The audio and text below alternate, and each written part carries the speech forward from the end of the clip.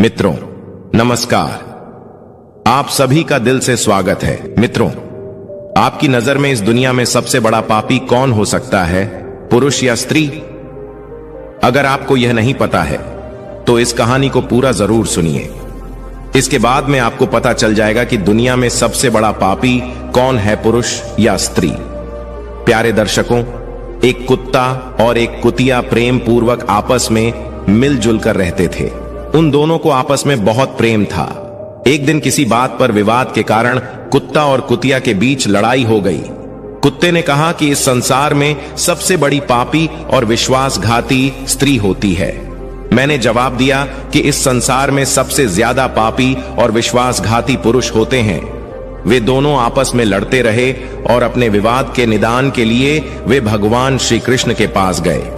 भगवान श्री कृष्ण ने कुत्ते से कहा कि तुम कैसे कह सकते हो कि संसार में पुरुषों से ज्यादा स्त्री पापी और विश्वासघाती होती है। प्यारे दर्शकों, अगर आप यह कथा सुन रहे हैं तो पूरा सुनिए। इस कथा को आधा अधूरा छोड़कर जाने की गलती मत करिएगा, क्योंकि इस पवित्र कथा को पूरा सुनने से मन चाहे फल की प्राप्ति होगी और आपको बहुत ही बड़ा ज्ञान मिलेगा। इसलिए प्यारे दर्शकों, इस कथा को पूरा सुने। अगर आप श्री कृष्ण के भक्त हैं तो कान्हा का अनादर न करें। प्यारे दर्शक, तब भगवान श्री कृष्ण से कुत्ता बोला, हे प्रभु, मैं आपको एक कहानी सुनाना चाहता हूं जिससे हम सबको यह साबित होगा कि पुरुषों से ज्यादा स्त्री पापी और विश्वासघाती होती है। फिर भगवान श्री कृष्ण बोले, ठीक है, तुम कहानी सुनाओ। कुत्ता कहानी शुरू करने वाला ही होता है कि तभी माता सत्यभामा वहां आ जाती है और कहती है, हे प्रभु, मुझे भी यह कहानी सुननी है। मैं भी सुनना चाहती हूं कि सबसे बड़ा पाप कौन है, पुरुष या स्त्री। तब भगवान कृष्ण कहते हैं, ठीक है देवी, बैठो, आप भी सुन लो। फिर कुत्ता भगवान श्री कृष्ण और माता सत्यभामा के सामने कहानी सुनाने लगता है। कुत्ता कहता है, किसी एक राज्य में उग्रसेन नाम का राजा राज्य करता था। उसके पास 4 बेटे थे जो सभी बहुत ही बहादुर और प्रतापी थे। लेकिन सबसे बड़ा बेटा, जिसका नाम भीमसेन था, वह केवल प्रतापी ही नहीं बल्कि बहुत ही सुंदर भी था। उसकी पत्नी सुप्रभ भी बहुत ही सुंदर और रूपवान थी। वह अपने आगे किसी दूसरी स्त्री को सुंदर नहीं मानती थी। एक दिन राजा उग्रसेन ने अपने बेटे भीमसेन को उसकी किसी बात पर नाराज होकर राज्य से निकाल देने का आदेश दिया। राजा का यह आदेश सुनकर सभी इस बात से चिंतित हो गए। फिर भीमसेन अपने महल में गया और उदास हो गया। उधर भीमसेन को उदास देखकर उसकी पत्नी सुप्रभा ने पूछा, प्राणनाथ, आप उदास क्यों हैं? आप इतने मुरझाए हुए क्यों हैं? राजकुमार होकर भी आप इतने चिंतित क्यों हैं? क्या हुआ है स्वामी? तब भीमसेन सोचने लगा कि मैंने बहुत बुरा किया है और अपनी सारी बात अपनी पत्नी को बता दी। उसी समय उसकी पत्नी सुप्रभा मूर्छित हो जाती है। फिर दासियाओं ने सुप्रभा पर गुलाब के पानी का छिड़काव किया। तब जाकर वह होश में आई। अब होश में आकर सुप्रभा ने अपने पति राजकुमार भीमसेन से कहा, आप मुझ दासी को छोड़कर अन्य प्रदेश चले जाएंगे तो मैं आपके बिना कैसे जी पाऊंगी? प्राणनाथ, मैं भी आपके साथ ही चलूंगी। तब राजकुमार भीमसेन कहता है, तुम मेरे साथ कैसे चल सकती हो? क्योंकि दूसरे राज्य में अनेक प्रकार के संकट होते हैं और तुम नाजुक महलों में रहने वाली, महलों के बिना यह कष्ट कैसे बर्दाश्त कर पाओगी? फिर राजकुमार भीमसेन की बात को सुनकर राजकुमारी सुप्रभा कहती है, हे स्वामी, जितने भी दुख दूसरे राज्य में आएंगे वह सब हमारे साथ होते हुए सुखी ही लगेंगे, लेकिन महल के सुख बिना आपके जंगल के दुखों से भी अधिक डरावने लगेंगे। इसलिए मैं भी आपके साथ चलूंगी। अब कुत्ता कहता है, हे प्रभु, राजकुमारी सुप्रभा की आंखों में आंसू देखकर भीमसेन ने मन में सोचा कि वह मेरे बिना नहीं रह सकती है, इसीलिए मुझे इसको तड़पते हुए छोड़कर जाना सही नहीं होगा। इन सभी बातों को सोचते हुए राजकुमार भीमसेन अपनी पत्नी सुप्रभ से कहते हैं, तुम उदास नहीं होना, हम तुम्हें साथ लेकर जाएंगे। इस बात से सुप्रभा खुश हो जाती है और अपने पति के साथ जाने की तैयारी करने लगती है। अगली सुबह वे राज्य से बाहर निकलकर एक जंगल में पहुंचते हैं। चलते चलते जब वह थक जाते हैं तो वे एक बरगद के वृक्ष के नीचे विश्राम करने का निर्णय लेते हैं। वे बहुत थके हुए थे। ठंडी हवा के झोंकों में उन्हें तुरंत नींद आ गई। परंतु कुछ देर बाद वहीं पर एक सांप ने सुप्रभा को काट लिया। फिर कुत्ता कहता है, हे प्रभु आगे सुनिए। सांप के डसने से ही राजकुमारी तड़पने लगी और भीमसेन की आंख खुल गई। राजकुमारी को तड़पता हुआ देखकर और सांप को जाता हुआ देखकर भीमसेन बेचैन हो गए। फिर कुछ देर बाद राजकुमारी की मौत हो गई। इस प्रकार मृतक राजकुमारी को देखकर भीमसेन ऊंचे स्वर में रोने लगे। फिर भीमसेन ने मन में सोचा कि अब जब जीवन संगिनी ही मर गई है तो मैं जीकर क्या करूंगा, मैं भी इसी जंगल में अपने प्राण त्याग दूंगा। ऐसा मन में सोचकर वह सुप्रभा के शव के पास से उठता है और जंगल से लकड़ियां इकट्ठी करने लगता है और रो रो कर कहता है कि मैं भी सुप्रभा की चिता में जलकर मर जाऊंगा। लेकिन तभी उसी समय स्वर्ग से एक देवदूत आता है और भीमसेन को रोते हुए देखकर उसके मन में दया आती है। वह राजकुमार भीमसेन के पास जाता है और पूछता है कि तुम क्यों रो रहे हो, आखिरकार तुम्हारा दुख क्या है। तो राजकुमार भीमसेन ने देवदूत से कहा, मेरे पास अपना दुख कहने की हिम्मत नहीं है, मुझे चाहिए कि यह धरती फट जाए और मैं इसमें समा जाऊं। फिर देवदूत ने कहा, तुम मुझे अपना हाल बताओ, शायद मैं तुम्हारी कुछ मदद कर सकूं। फिर भीमसेन ने कहा, महाराज मैं एक राजकुमार हूं और राजा उग्रसेन का बड़ा बेटा हूं। मेरे पिता ने मुझे राज्य छोड़ने के लिए कहा था, इसलिए मेरी पत्नी और मैं इस जंगल में चलते चलते यहां आ गए। यहां आकर मेरी पत्नी को सर्प ने काट लिया है और उसकी मृत्यु हो गई है और मैं लकड़ियां इकट्ठा कर रहा हूं ताकि मैं अपनी पत्नी के साथ ही जलकर अपने आप को भी अग्नि के हवाले कर सकूं। तब कुत्ता भगवान श्री कृष्ण से कहता है, हे प्रभु आगे सुनिए। भीमसेन की बातों को सुनकर देवदूत कहते हैं, राजकुमार तू बड़ा मूर्ख है, यह संसार है, यहां इंसानों का आना जाना लगा रहता है। इस शरीर को एक दिन सबको त्यागना पड़ेगा, तू भी इसे जानता है। इस संसार में कोई भी किसी के साथ नहीं आता और ना ही किसी के साथ जाता है, फिर भी तुम मूर्खों की तरह यह बात कर रहे हो। अगर तू जीवित रहेगा तो बहुत सारी रानियां तुझे मिलेगी, इसीलिए मेरे कहने पर मरने का विचार छोड़ दो। इस मानव शरीर को प्राप्त करने के लिए देवता भी बेहद इच्छुक होते हैं, तुम फिर शरीर को क्यों नष्ट करना चाहता है। इस प्रकार देवदूत के शब्दों को सुनकर भीमसेन कहता है, महाराज आपने जो कुछ कहा है वह सत्य है, किंतु ऐसी पतिव्रता पत्नी मुझे किसी जन्म में भी नहीं मिलेगी, इसलिए मैं इसके साथ ही मरूंगा। भीमसेन के विचार सुनकर देवदूत ने जान लिया कि यह अपनी पत्नी के बिना नहीं रह सकता है। तब देवदूत ने भीमसेन से कहा, राजकुमार तेरी पत्नी को जीवित करने के लिए केवल एक ही उपाय है। अब तुम मेरी बात को ध्यान से सुनो, यदि तुम इस उपाय को कर सकते हो तो तेरी पत्नी जीवित हो सकती है। फिर भीमसेन ने कहा, महाराज आप जो कुछ भी कहेंगे वह सब करने के लिए तैयार हूं, केवल मेरी पत्नी को जीवित कर देना। तब देवदूत ने कहा, तुम्हारी पत्नी की आयु केवल 30 वर्ष ही थी जिसे उसने बिता दिया, इसके बदले तेरी उम्र 80 वर्ष की है जिसमें से 40 वर्ष बीत चुके हैं। जीवन काल में 40 वर्ष अभी बाकी है, यानी तुझे 40 साल और जीने का अवसर है। यदि तू अपनी पत्नी को आधा अपने जीवन का समर्पण कर देता है तो तुम दोनों की आयु समान हो जाएगी। अगर तुम यह मान लो तो राजकुमारी जल्द ही ठीक हो जाएगी। इस तरह देवदूत की बात सुनकर राजकुमार चंद्रसेन ने कहा, मुझे मंजूर है। फिर देवदूत ने भीमसेन के हाथ में पानी दिया और 20 वर्षों के लिए राजकुमारी के पैरों पर पानी डालने का संकल्प लिया।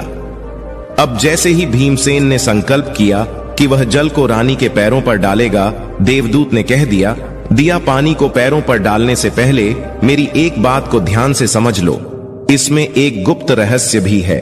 अभी तो तुझे राजकुमारी की आवश्यकता है, तुम पानी डालकर उसे बचा सकते हो, लेकिन अगर भविष्य में राजकुमारी की आवश्यकता नहीं पड़ती है तो तुम अपने संकल्प को वापस भी ले सकते हो।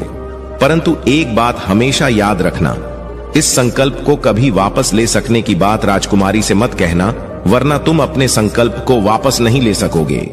हमेशा याद रखना, जीवन में कुछ बातें हमेशा छुपा कर रखनी चाहिए, क्योंकि कभी कभी ये बातें काम आ सकती हैं। फिर ऐसा कहकर और उस रानी के सामने न आकर वह देवदूत अंतर ध्यान में चले गए। सुप्रभा को होश आ जाता है। तब भीमसेन राजकुमारी से कहता है, तुम सो गई थी और बहुत थकी हुई थी, इसलिए मैंने तुम्हें नहीं जगाया। इस प्रकार राजकुमार भीमसेन ने अपनी पत्नी से सारी बातें छुपा ली कि सांप ने तुम्हें काट लिया था और तुम मर गई थी। मैंने तुम्हें फिर जीवित कैसे किया है, यह सब राजकुमार ने अपनी पत्नी से छुपा लिया। फिर कुत्ता बोला, हे प्रभु। फिर वह दोनों आगे बढ़ गए। कई दिनों बाद उन्होंने एक बहुत ही सुंदर स्थान देखा। वहां पर एक महात्मा की कुटिया थी। जब वे वहां पहुंचे तो उन्होंने देखा कि एक सुंदर युवा महात्मा शांति से बैठकर कोई साधना कर रहा था। वे दोनों बहुत ही थके हुए थे, इसीलिए महात्मा के पास बैठ गए। उस समय राजकुमार ने अपनी पत्नी से कहा, राजकुमारी, हमें प्यास लगी है, हम कुएं पर जाकर पानी पी लेते हैं। अगर तुम भी प्यासी हो तो तुम्हारे लिए भी पानी ले आते हैं। तब राजकुमार की बात सुनकर सुप्रभा ने कहा, मुझे तो प्यास नहीं लगी है, आप जाइए और पानी पियाइए।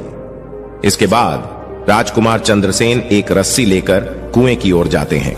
जब राजकुमार पानी पीने पहुंचे तो राजकुमारी सुप्रभा उस महात्मा की ओर देखती है। सुप्रभा महात्मा की सुंदरता को देखकर उस पर मोहित हो गई, अर्थात वह उसे दिल दे बैठी थी। अब वह महात्मा से कहती है, हे महोदय, आप तो यहां बहुत खुशी से रहते हैं।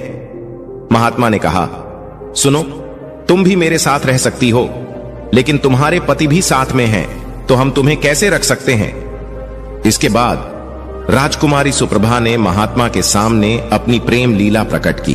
तो महात्मा ने कहा, मैं एक उपाय बताता हूं, तुम अपने पति को जिस कुएं में वह पानी पीने गया है उसी कुएं में धकेल देना, फिर जो होगा हम देख लेंगे। फिर महात्मा की बात सुनकर राजकुमारी सुप्रभा ने कहा, ठीक है, मैं ऐसा ही करूंगी। अब इतनी ही देर में राजकुमार भीमसेन पानी पीकर राजकुमारी के पास आया तो वह कहने लगी, मुझे भी अब प्यास लग रही है, कुएं पर वापस चलकर मुझे भी पानी पिलाओ। तो राजकुमार भीमसेन बोला, मैंने तुमसे पहले ही पूछा था और तुमने मना कर दिया था। खैर, अगर तुम्हें प्यास लगी है तो मैं अभी पानी लेकर आता हूं। तब भीमसेन पानी लेने चला तो सुप्रभा भी उसके साथ जल्दी से कहने लगी, मैं भी तुम्हारे साथ चलती हूं। बेचारा भीमसेन तो उसके प्रेम में पागल था। उसे क्या मालूम था कि यह मेरे प्राण लेने के लिए मेरे साथ आ रही है। प्यारे दर्शकों, वास्तव में विद्वान सच कहते हैं कि स्त्रियों के चरित्र को देवता भी नहीं जान सकते। मानव क्या चीज है, उनके जाल में अच्छे अच्छे बुद्धिमान भी फंस जाते हैं। जब राजकुमार भीमसेन कुएं पर जाकर पानी भरने के लिए बाल्टी डालता है तो सुप्रभा अपने पति यानी राजकुमार भीमसेन को धक्का देकर कुएं में गिरा देती है और खुद उस महात्मा के पास चली जाती है। वह महात्मा राजकुमारी को अपने साथ ले जाकर एक राज्य में बस जाता है और वहां दोनों खुशी से रहने लगते हैं। महात्मा ने फिर सुप्रभा को ऐसा नाचना और गाना सिखाया कि वह नृत्यांगना के रूप में मशहूर हो गई। धीरे धीरे वह राजकुमारी पूरे नगर में प्रसिद्ध हो गई। इस तरह सुप्रभा के नृत्य और गीत के कारण उस महात्मा के पास लाखों रुपए बन गए। राजकुमारी भी उस महात्मा के साथ मस्ती में रहने लगी। जिस समय सुप्रभा ने अपने पति भीमसेन को कुएं में धकेल दिया था, तब संयोग से एक जंजीर जो कुएं में लटकी थी उसे भीमसेन ने पकड़ लिया था और उसको पकड़कर कुएं में लटकता रहा। ईश्वर को याद करते हुए वह सोचने लगा, क्या यही मेरे प्यार की सजा है। कुछ समय बाद बंजारों का एक काफिला वहां आया। काफिले में से एक बंजारा बाल्टी लेकर कुएं का पानी भरने लगा। जब उसने पानी में बाल्टी डाली तब भीमसेन ने उसकी बाल्टी को हाथ से पकड़ लिया। बंजारा यह देखकर चौंक गया और पूछा, तुम कौन हो। राजकुमार भीमसेन ने कहा, भाई, मैं अटका हूं, मुझे यहां से निकालो और मेरी जान बचाओ। मैं सारी जिंदगी आपके उपकार को नहीं भूलूंगा। और ऐसा कहकर राजकुमार भीमसेन बंजारे से प्रार्थना करने लगा। फिर राजकुमार भीमसेन के दुख को देखकर बंजारे को उस पर दया आ गई और उसने भीमसेन को कुएं से बाहर निकाल लिया। फिर पूछा, भाई, तुम कौन हो, तुम इस कुएं में कैसे गिरे, तुम मुझे अपना हाल बताओ। तब भीमसेन ने कहा, भाई, मैं अपना हाल आपसे कैसे कहूं। जो मुश्किलें मेरे साथ हुई हैं, भगवान ना करें किसी के साथ ऐसा हो। फिर भीमसेन ने कहा, यदि तुम मुझसे जानना ही चाहते हो तो मैं आपको अपनी कहानी सुनाता हूं। मैं एक राजकुमार हूं। मेरे पिता ने मुझे राज्य से निकाल दिया था, इसलिए मैं अपनी प्रिय पत्नी के साथ एक जंगल में पहुंच गया। मेरी पत्नी और मैं एक दूसरे से बहुत प्यार करते थे। जंगल में एक सांप ने मेरी पत्नी को काट लिया, जिससे उसकी मृत्यु हो गई। मैं जब अपनी पत्नी के साथ मरने जा रहा था, तब एक देवदूत ने मुझ पर दया की और मेरी आयु के 20 वर्ष मेरी पत्नी को देने के बाद उसे पुनर्जीवित कर दिया। फिर हम उस जंगल से आगे बढ़े। कुछ दिनों बाद हम एक स्थान पर पहुंचे जहां एक महात्मा का डेरा था। हम दोनों वहीं रुके और हमें प्यास लगी तो मैं पानी पीने कुएं के पास आया तो मेरी पत्नी मुझे धक्का दे दी और मैं कुएं में आ लटका। तभी कुछ समय बाद आप वहां आ पहुंचे। फिर धीरे धीरे कुछ समय बीतता गया। राजकुमार भीमसेन एक गांव में रहने लगा। भीमसेन एक सेठ साहूकार के पास मुनीम का नौकरी करने लगा। एक दिन शहर के सभी व्यापारी और सेठ साहूकार राजा के यहां पहुंच गए। भीमसेन, जो राजकुमारी के नृत्य और गायन की प्रशंसा सुनता था, उसने भी सोचा, मुझे इस नृत्य को देखना चाहिए। वह भी राजा के दरबार में सेठ के साथ पहुंच गया। राजकुमारी ने अप्सराओं के समान नृत्य किया और अपनी सुरीली आवाज में कई सुंदर रागों को प्रस्तुत किया। उसके गाने को सुनकर महफिल के सभी लोग आश्चर्य में आ गए और सभी ने बहुत सारे इनाम दिए। इसके साथ ही राजा से लेकर प्रजा तक सभी ने उसकी प्रशंसा की। राजकुमार भीमसेन ने अपने हाथ की अंगूठी निकाली जिसमें हीरा जड़ा हुआ था और उस अंगूठी को सुप्रभा को भेंट कर दिया। इसके बाद सुप्रभा ने अंगूठी को पहचान लिया और मन ही मन में कहने लगी, यह तो बहुत बड़ा आश्चर्य हो गया। मेरा पति जिंदा है और यहां पहुंच गया है। अब वह मुझे नहीं छोड़ेगा, इसलिए मुझे कुछ ऐसा करना चाहिए जिससे वह मारा जा सके। उसने मन में सोचा, अब मैं यहां के राजा को एक सुरीला गाना और नृत्य प्रस्तुत करती हूं जिससे वह खुश होकर मुझे कुछ मांगने के लिए बोलेंगे। तब मैं राजा के आदेश से उसे मरवा दूंगी। इसके बाद राजकुमारी सुप्रभा ने एक सुरीला गाना और नृत्य प्रस्तुत किया। राजकुमारी की इस बसंतकी को सुनकर राजा खुश हुआ। वह सुप्रभा से बोले, मैं तुम पर बहुत खुश हूं, तुम मुझसे क्या मांगती हो? तब राजकुमारी ने कहा, अगर आप मुझसे प्रसन्न हैं तो सबसे पहले मुझे वचन दीजिए और फिर जो कुछ मैं मांगूंगी आप मुझे वहीं देंगे। फिर सुप्रभा ने कहा, इस सभा में मेरा एक चोर है, कृपया उसे फांसी की सजा दें। राजा ने कहा, तुम उस चोर को मेरे सामने लाओ। सुप्रभा ने भीमसेन का हाथ पकड़ा और उसे राजा के सामने ले गई। राजा ने अपने सैनिक को आदेश दिया, इस चोर को जल्लादों के पास ले जाओ और इसे फांसी पर चढ़ा दो। इसी बीच भीमसेन का सेठ भी वहां पहुंचा। वह डरकर भीमसेन के पास गया और पूछा, तुमने क्या चुराया है इसका जिसके कारण वह तुझे मारना चाहती है? भीमसेन ने अपने मालिक से कहा, मालिक, मैंने कुछ नहीं चुराया है, बस आप इस राजा को केवल यह बता दो कि वह मेरी 2 बातें सुन ले, इससे मेरी जान बच सकेगी। अब भीमसेन का मालिक इसे सुनकर अपने साथी व्यापारियों और साहूकारों के पास गया और सभी ने मिलकर मशवरा किया। उन्होंने कहा, मित्रों, या तो राजा न्याय करें या हम सभी इस शहर को छोड़कर कहीं और चले जाएंगे। और इस प्रकार सभी व्यापारी राजा के पास गए और कहने लगे, राजा साहब, हमारा मुनीम निर्दोष है, उसे मार देने का आपका आदेश है। वह कह रहा है कि वह अपनी 2 बातें आपको कहना चाहता है, फिर भी आपको लगे कि उसने अपराध किया है तो उसे फांसी दे देंगे। लेकिन वह कहता है कि मेरे मरने से पहले राजा केवल मेरी 2 बातों को जरूर सुने। फिर राजा ने व्यापारियों की बात सुनकर कहा, ठीक है, मुनीम को बुलाओ। भीमसेन को लेकर राजा के सामने लाया गया और राजा ने कहा, तुम जो कुछ कहना चाहते हो वह मेरे सामने कहो। तब राजकुमार भीमसेन ने कहा, महाराज, मैंने क्या दोष किया है जिसके कारण आपने मेरी हत्या का आदेश दे दिया है? फिर उसकी बात को सुनकर राजा ने कहा, तू इसका चोर है। भीमसेन ने कहा, नहीं महाराज, मैं इस कुल्लटा स्त्री का पति हूं जो मुझे धकेल कर एक महात्मा के साथ चली आई है। राजकुमारी सुप्रभा ने समझ लिया कि बात बिगड़ रही है। तब राजा से कहती है, महाराज, मैं कुल्लटा नहीं हूं, यह झूठ बोल रहा है। कौन है? मैं तो इसे जानती तक नहीं, यह तो मेरा चोर है, मैं सिर्फ इतना ही जानती हूं। फिर राजकुमार भीमसेन ने कहा, महाराज, ठीक है, अगर यह मेरी पत्नी नहीं है तो वह सब कुछ जो मैंने रास्ते में छोड़ा था वह मेरी अमानत के रूप में मुझे वापस कर दें। राजकुमार ने अपनी अमानत को लौटाने की बात की तो राजकुमारी सुप्रभा ने इसे स्वीकार कर लिया।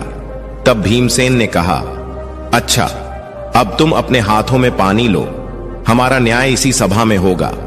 पानी लेकर उसने जमीन पर रखा और कहा, वह वस्तु जो तुमने मुझे रास्ते में दी थी मैं वापस कर रहा हूं। सुप्रभा ने भी पानी लिया और कहा, जो वस्तु उसने मुझे रास्ते में दी थी मैं वापस कर रही हूं। जैसे ही उसने अपने हाथों का पानी छोड़ा, राजकुमारी के प्राण छूट गए। यह दृश्य देखकर वहां के लोग हैरान रह गए।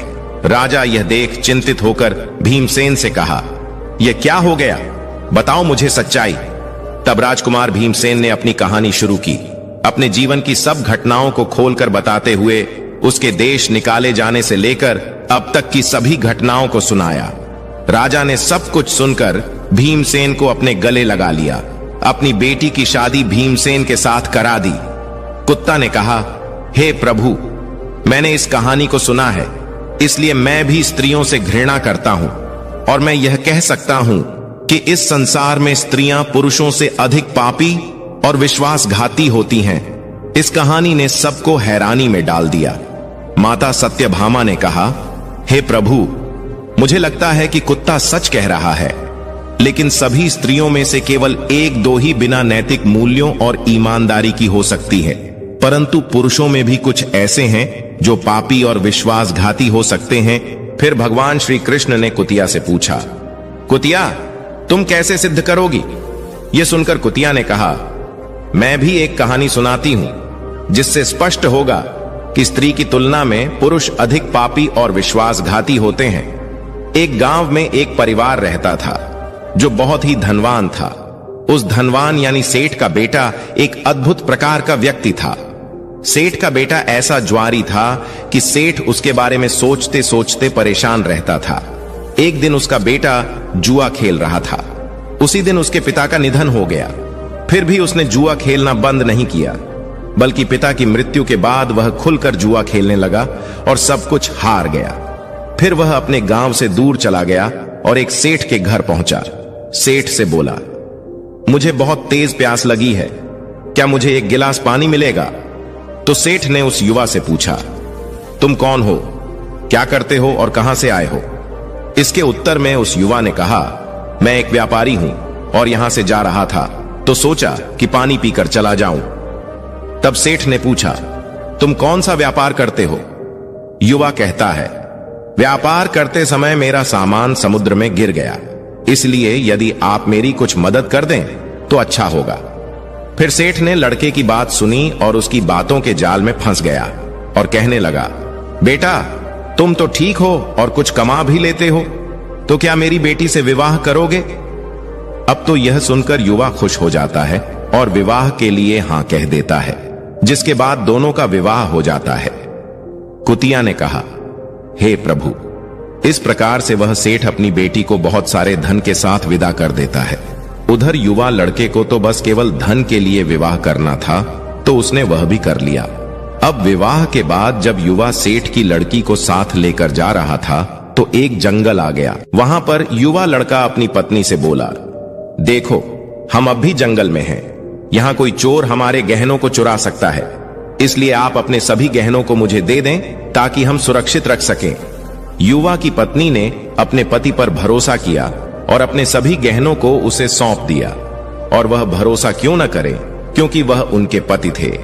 उसके बाद युवा ने अपनी पत्नी के गहनों को एक पारदर्शी थैली में बांध लिया और फिर वह जंगल में आराम से ठहरे। इस दौरान युवा के मन में लालच तो पहले से ही था, फिर वह और ज्यादा बढ़ गया। उसकी पत्नी के साथ जाने वाली एक दासी, जिसे सेठ ने अपनी लड़की के साथ भेजा था, युवा ने उस दासी को मार डाला। फिर उसने अपनी पत्नी को एक कुएं में गिरा दिया और मन में यह विचार किया, मैंने इसके साथ सिर्फ धन के लिए शादी की थी, मुझे धन मिल गया। और उसने सोचा कि वह पानी में डूबकर मर जाएगी। इस तरह सोचकर युवा वहां से चला गया, लेकिन उसकी पत्नी नहीं मरी और वह कुएं से बाहर निकलने के लिए आवाज देती रही। कुएं के पास से एक आदमी गुजर रहा था और जब उसने किसी महिला की आवाज सुनी तो उसने उस महिला को कुएं से बाहर निकाल लिया। फिर कुएं से बाहर निकालने के बाद महिला ने अपनी सारी जानकारी उस व्यक्ति को दी। और उस व्यक्ति ने महिला को उसके पिता के घर पहुंचा दिया। अब जब महिला पिता के घर पहुंची तो उसके पिता ने चिंतित होकर पूछा, तुम्हारे साथ क्या हुआ? महिला ने कहा, पिताजी, जंगल में कुछ चोरों ने हम पर हमला किया था, दासी को मार दिया, मुझे कुएं में धकेल दिया और मेरे पति के बारे में मुझे कुछ नहीं पता। बेटी की बातें सुनकर सेठ जी ने सांत्वना देते हुए कहा, कोई बात नहीं, भगवान सब ठीक करेंगे। लेकिन कुतिया ने दुख भरे स्वर में बोला, हे प्रभु, इस दुनिया में पुरुष ही विश्वासघाती और पापी हो सकते हैं। अब आपके हाथ में न्याय का फैसला है। मैंने भी आपको एक कहानी सुनाई है और कुत्ते ने भी अपनी कहानी सुनाई है। अब आप ही न्याय करें। उसने भी अपनी पत्नी को मारा और सारा सामान लेकर चला गया। भगवान श्री कृष्ण ने दोनों की कहानी सुनकर कहा, ठीक है कुत्ता और कुतिया, मैंने तुम्हारी कहानी को ध्यान से सुना है। अब मैं तुम्हारा न्याय करता हूं। सच में इस संसार में स्त्री और पुरुष के बीच ज्यादा पापी या विश्वासघाती कौन होता है, यह मेरे लिए स्पष्ट है। श्री कृष्ण ने बिना किसी संदेह के कहा, यह सत्य है कि इंसान की सोच उसके स्तर से नीचे जा सकती है और वही पापी और विश्वासघाती होता है, चाहे स्त्री हो या पुरुष। इंसान को किसी भी प्रकार के पाप करने से पहले यह सोचना चाहिए कि क्या वह सही है या नहीं। पापी और विश्वासघाती होने की कोई जाति नहीं होती, यह इंसान की सोच और कृतियों का परिणाम होता है। प्यारे दर्शकों, वास्तव में इंसान की सोच उसके स्तर से नीचे जा सकती है और यही पापी और विश्वासघाती बना देता है। धर्म ग्रंथों के अनुसार महाभारत काल में योगीराज कृष्ण ने अमृत को प्राप्त करने वाले गुरु द्रोण के पुत्र अश्वत्थामा को भ्रूण हत्या के प्रयास के लिए दंड देते हुए उसकी अमूल्य धरोहर मणि छीन ली थी, जिसके अभाव में वह शक्ति विहीन हो गया था। यह उल्लेखनीय है कि अभिमन्यु की पत्नी उत्तरा के गर्भ में पल रहे शिशु को मारने का प्रयास अश्वत्थामा ने किया था। तब उसकी रक्षा के लिए स्वयं भगवान कृष्ण ने उत्तरा के गर्भ में प्रवेश कर भ्रूण की रक्षा की थी। यही कारण है कि धर्म ग्रंथों में जीव अथवा भ्रूण हत्या के खिलाफ कड़े शब्दों में कहा गया है। धर्म ग्रंथों के अनुसार नारी को शक्ति का स्वरूप माना गया है। इसके लिए हर युग में महापुरुषों ने उसकी पूजा की है। नारी ने अपने गर्भ से महापुरुषों के साथ साथ ईश्वरीय शक्ति को भी जन्म दिया है। यही कारण है कि नारी को जगत जननी एवं सृष्टि निर्माता भी कहा गया है और सृष्टि को समाप्त करने का अधिकार पृथ्वी लोकवासियों को किसी भी धर्म ग्रंथ ने नहीं दिया है। यही कारण है कि भ्रूण हत्या पाप ही नहीं, महापाप भी है। इस पाप के लिए पानी को 100 जन्मों तक नरक के कष्टों को झेलना होता है। क्या अश्वत्थामा का पाप इतना बड़ा था कि भगवान श्री कृष्ण ने उसे श्राप दे दिया? महाभारत के युद्ध में एक से एक पाप हुए, लेकिन क्या जितना छल और पाप रामायण में हुआ उसकी गिनती तक की जा सकती है? दोनों तरफ से छल हुए, दोनों तरफ से मरने वालों की गिनती रही, लेकिन जितने भी लोगों की मृत्यु रणभूमि में हुई वे दुर्योधन, दुशासन जैसे पापी और अधर्मी भी जंग में मरे या फिर जंग में लगी चोटों के कारण, यानी सभी को स्वर्ग लोक की प्राप्ति हुई। तो मित्रों, आज की यह कहानी आपको कैसी लगी? अपनी राय कमेंट में साझा करें। प्रिय दर्शकों, अगर आपको यह वीडियो पसंद आया हो तो इसे लाइक जरूर करें और ऐसी ही प्रेरणादायक कहानियों के लिए हमारे चैनल को सब्सक्राइब करना न भूलें। आपके सहयोग से हम आपके लिए और भी बेहतर सामग्री ला पाएंगे। आपका दिन शुभ और आनंदमय हो। धन्यवाद।